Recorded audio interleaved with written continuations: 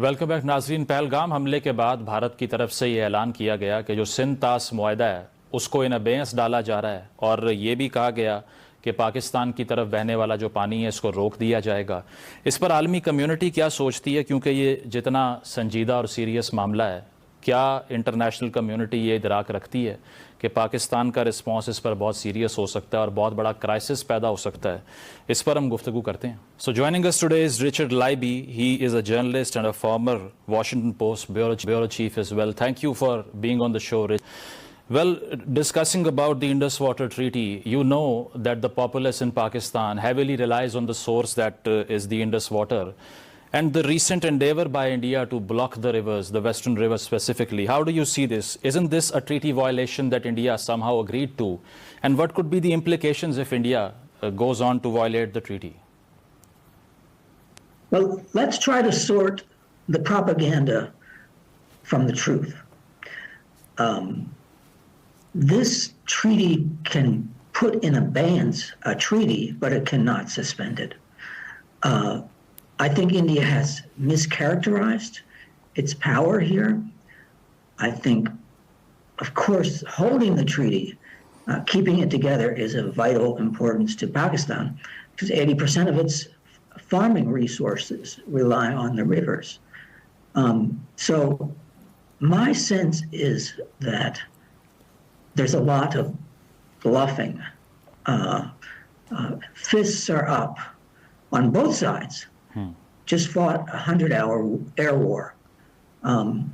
And in those circumstances, leaders look for retaliatory measures.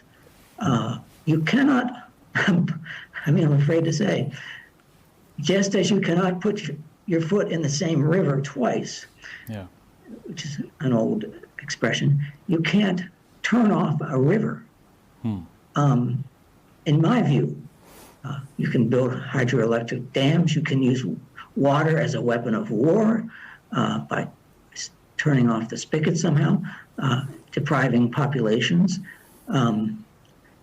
But practically speaking, this controversy, I believe, must go to one of the authorities where the treaty is negotiated. No, but if those authorities are unable to impose something in a binding capacity, then how could we stop a state like India, which is disrespectful towards the international obligations that it has? That's a very good question. A strong point I take very seriously. I have a fairly robust belief in the ability of even hostile actors to negotiate. I made a survey of phone calling around yesterday to try to get some of the biggest think tanks to talk to me. Middle East Institute, North Atlantic Council, U.S. Institute for Peace. Nobody would talk to me about this issue. Now, that either means they're all on vacation at once or it's something Washington has a sensitivity about and really doesn't want to weigh in on. Remember, it's a signature accomplishment of President Trump to have gained a ceasefire in this war. And it's fragile, it's holding, but there are ways it can be disrupted. For example, this declaration about the Indus waters. My point being that there's a lot riding on that truce. And both nations are in a favored status with the United States. Pakistan, as you know, a major NATO non-partner. India has a designation that's similar, not NATO, obviously, but so I think, the feeling I get, Washington wants to be above the fray here. And that doesn't mean anything particularly if fighter jets go up again. But I am sort of a optimist on this point. I see. Having done some reading on it, I'm an optimist. But Richard, do you think there has been a building frustration from the Indian side regarding the renegotiation of the treaty? Because they conveyed it, intimated us back in 2012, 2013, if I'm not wrong, that we have to renegotiate this. Pakistan refuses. Then after 2018, they again come up with a pretext of a false flag operation, and then they say Indus Water Treaty cannot go on, blood and water cannot flow together. And now yet again, do you think it's frustration, and they have calculated that because of the water scarcity in the region, they have to do something about this, but their hands are tied because they have committed us something which they can't step out of right now? Yeah, I mean, there have been 3 negotiations on this treaty in 60-some years, but it's fairly rare to try to unwind the watch, as it were. I mean, it is in place. They can be frustrated. Pakistan can be frustrated, and treaties can be broken. I mean, let's face it. You know, the United States had treaties with the American Indians. You know, we took over their lands.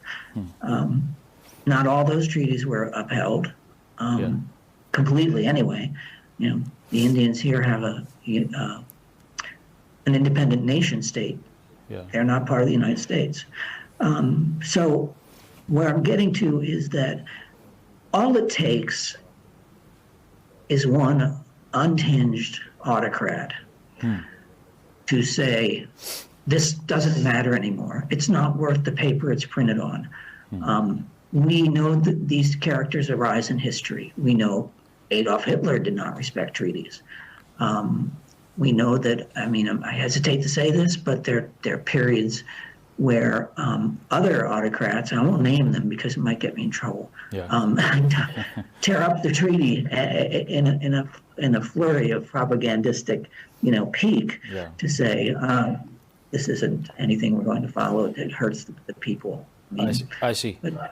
Richard, but do you think India can afford setting a precedent which could be counterproductive? Because if we are the lower riparian and they stop the flows of rivers to our territory, then China could do the same. I've heard a Chinese analyst say that if they do it to Pakistan, we can do it to them as well. So how can they afford to set a precedent which could go against their own cause?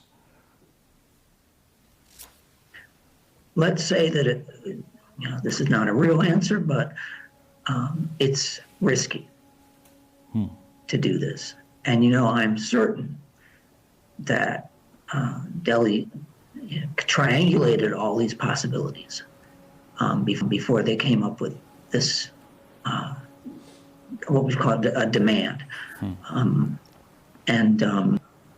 Because, you know, nations have been in existence for a long, not in the case of India and Pakistan, not that long, but, you know, the United States had a treaty with Tripoli in the 1700s when U.S. ships were being attacked by the pirates, by Barbary pirates. And that was one of the first treaties. It was called the Barbary Wars, if I'm not wrong, right? The first war that U.S. had to fight.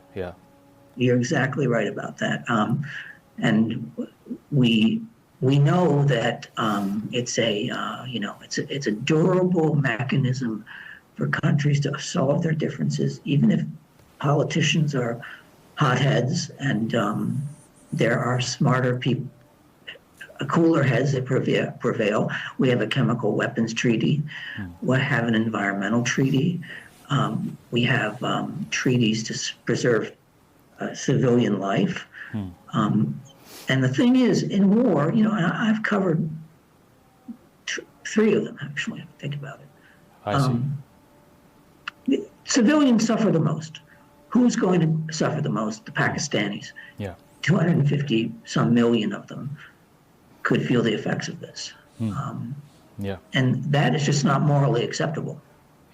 On the last note, Richard, because Pakistan has been facing environmental catastrophes in 2022, we faced the juggernauts of a massive flood, which kind of displaced millions of people.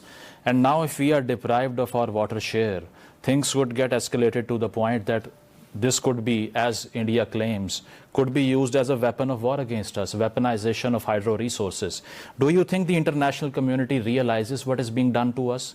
And what could be the solutions to generate a debate globally that you can't just choke 240 million people living in a country just because you don't like a treaty to be in place?